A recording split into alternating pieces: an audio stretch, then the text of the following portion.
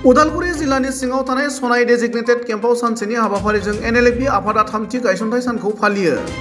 हाबाफारि बायदि फुंबिलि समाव आफादनि फिरफिलाखौ एनएलएफबि आफादनि आफादगिरि आइ बिबुंथिगोराया बिरहोयो आरो मुंख्लं खाम्फायाव बिबार बावजेनो एनएलएफबि आफादनि गाहाय नेहाथारि एन फानजारि बिथाङा।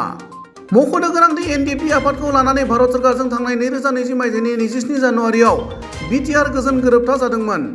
नाथाय बिटिआर गोजोन गोरोबथा जानाया 1 बोसोर जायैयावनो बारग' एनडिएफबिनि खायसे दैदेनगिरि आरो केडारफोरा गोजोननाय मोनैयाव फिन बड'लेण्ड सोरजिनाय थांखियै एनएलएफबि मुङै गोदान आफादनि जोनोम होदोंमोन।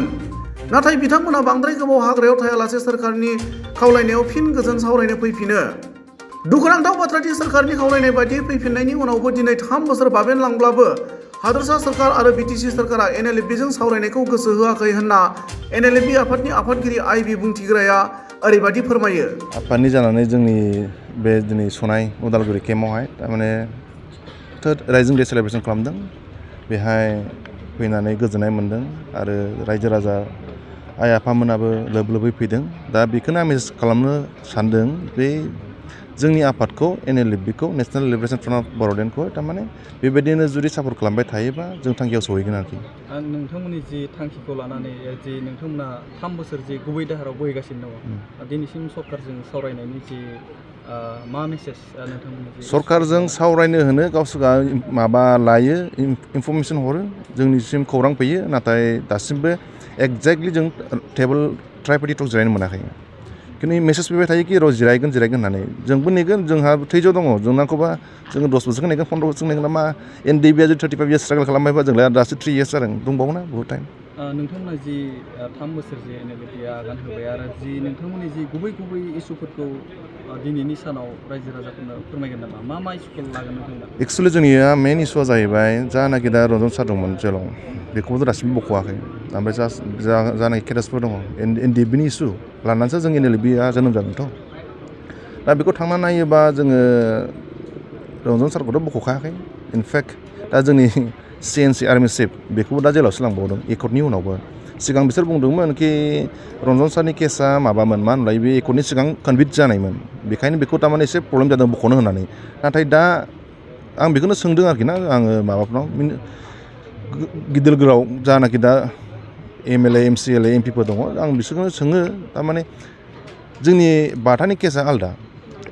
बेथ' कनभिक्ट जायाखैमोन सिगांहाय दा खिन्थु एकर्डनि उनाव मानि थाखाय लांखो खिन्थु एकर्डनि उनाव मानि थाखाय बेबायदि सोहैफिनखो दा बेखौ थारमाने बिसोरसो मिथिगोन आरोखि जोंथ' बेखौ बिजिरना नायगोन। सार बेबायदिनो जाबाय थायोबा सारमोना माबाफोर मोनसे हिदानखौ लागोन नामा बेबायदिनो जेनेबा बर'आव बिदि जाबाय थायोब्ला? ओरैनो दाखालि माबाया मा होनोमोनलायो एसपि स्पेसियेल ब्रान्सनि एडिजिपि बे लेंहरनानै जोंनि जिएस फानजारि एन फानजारिखौ बुंदोंमोन जाहैदों माने आफादखौ बिदि खालामबाय थानो मोनला आफादखौ फोजोबनांसिगोन।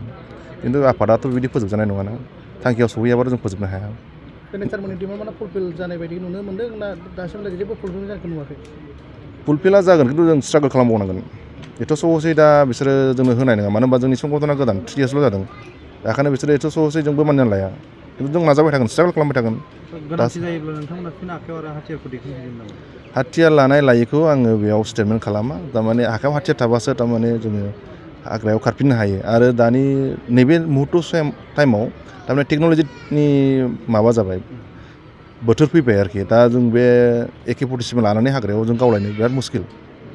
दा जोङो माइन्डलिबो माबा जानानै थानांगौ आरोखि मा होनोमोनलाय प्रिपेयार जानांगौ आरोखि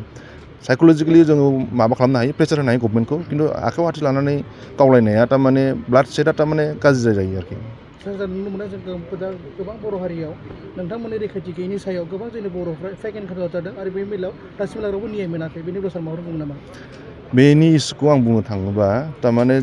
दायआ जों गासैनिबो दङ। थारमाने जोङो सोरबा जोंनि बर' लाइमोनखौ जुदि फेक एनकाउन्टार गावथारोबा जों रावबो स्टेन्ड खालामग्रा गैला दा बे मेन इस्यु। सोरबा सासे सानै स्टेन्ड खालामनो नागिरो बेखौबो थारमाने गोजौनिफ्राय दबथायनानै दोनो। दा बेखायनो नों आङो गासैबो रायजो राजा स्पेसियेलि दा मिडिया पार्सन नोंसोरो जुदि राइट रल लायोबा खिन्थु बेफोरबायदिया थारमाने खमायलांनो हमगोन आरोखि। नोंसोरो आंखौल' सोंनो नाङा नों बयखौबो सों बिदिनो डाइरेक्टनो जाहाथे पाब्लिकफ्रा बुजिलांनायनि आरोखि। जि बिटिआर रेकर्ड जानानै थांबाय बेयाव जि माखासे दफाफोरा मावफुंजादों माखासे दफाफोरा मावफुंजायाखै दा दफाफोर मावफुंनायनि बेलायाव नोंथांमोना मा बुंदों एनएलएफबिनि बेलायाव? बिटिआर एकर्डनि जानाखि दफाफोर मावफुंजादों बबेबा दफाया बिराद मोजाङानो दङ बेफोर मावफुंजानायाथ' मोजाङानो खिन्थु बबेबा दफाया थारमाने दा एक्सुवेलि बे एनडिपिनि केसखौ लानानै बुङो आरोखि ना हाइनेस नन हाइनेस केसखौ लानानै बेफोरबायदि जाथावना नङामोन आरोखि दा जुदि सुख सान्ति जुदि थाजोबनो लुबैदोंमोनबा माखासे जेलाव थानानै माखासे राजा जानाय बेखौथ' नों आङाबोथ' फसायनाय नङाना सोरबाया खस्थ'आथ' बयबो खालामदोंमोन जयैनो आबसुआनो होन एनडिपिआनो होन बिएलटिआनो होन जेनेबा दा माखासेया जुदि राजा जानानै थायोबा माखासेया जुदि जेलाव थुनानै थायोबा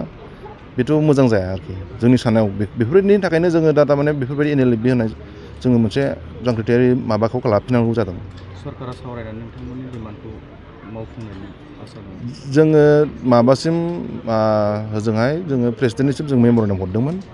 ओमफ्रायो प्रेसिडेन्टनिफ्राय जोङो रिप्लाइ मोनफिनदों थारमाने दा ओमफ्राय बिनिफ्राय मा खालामदों स्टेटआव थारमाने एसे माबा खालामना दोन्दों आरोखि थारमाने लिंकखौ थारमाने एसे सिदा खोथा बुङो थारमाने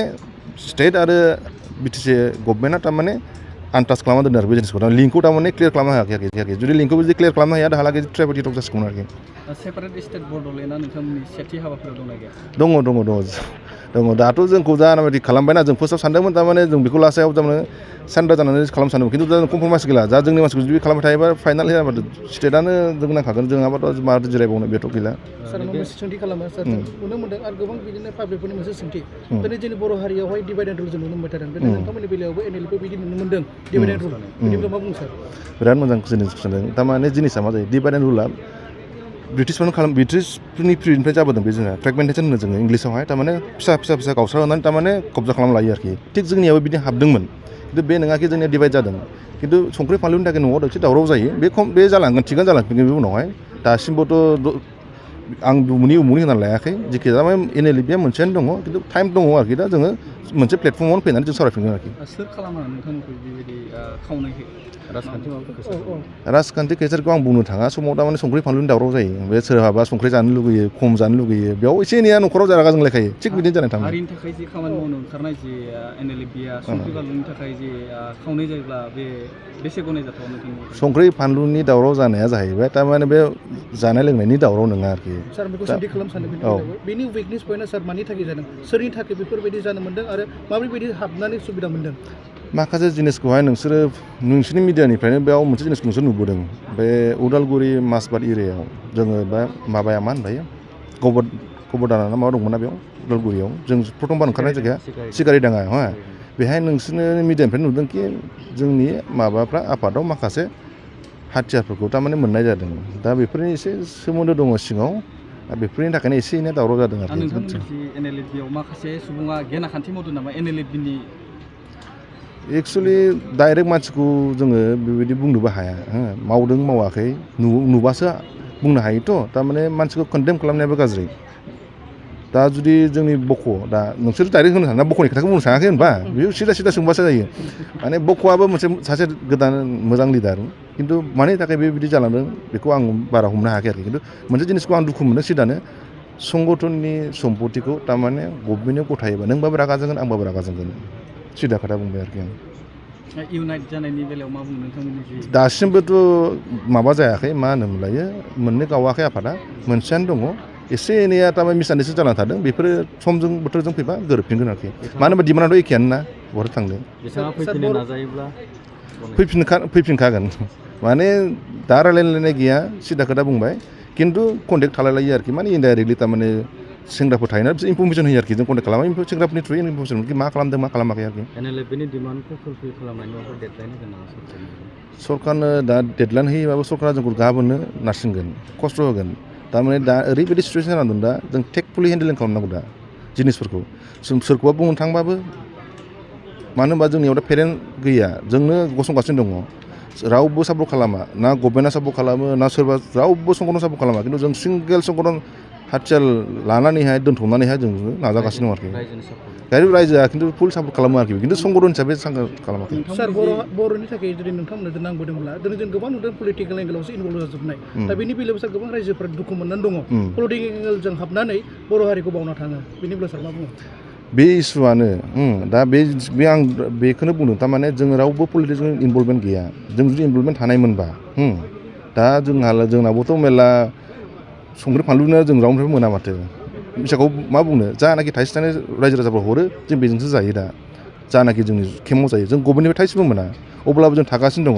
दा जाय मानसिया बेबायदिनो थारमाने गभर्नमेन्टजों माबा थांफिननानै जुदि लिंक लानानै बिदि हेनटेन जायोबा बेखौ आं पार्सनेलि जेबो बुंनो थाङा जायोबो माने आंनि आसियानो जुदि समान नंजोबाबा मालायनि साननायखौलाय माथो समान सानजोबनो हानो मानो होनबा जोङोसो थांखियाथ' मोनसेयानोमोन जेनेबा जों जयै ओंखारदोंमोन बे थांखियाव ओंखारगोन होननानै खिन्थु माखासे जिनिसा थारमाने बिदिनो थालाङो आरोखि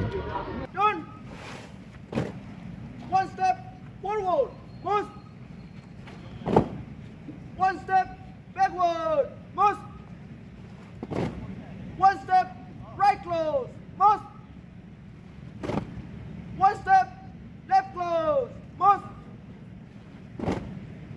All answers, salute. Salute.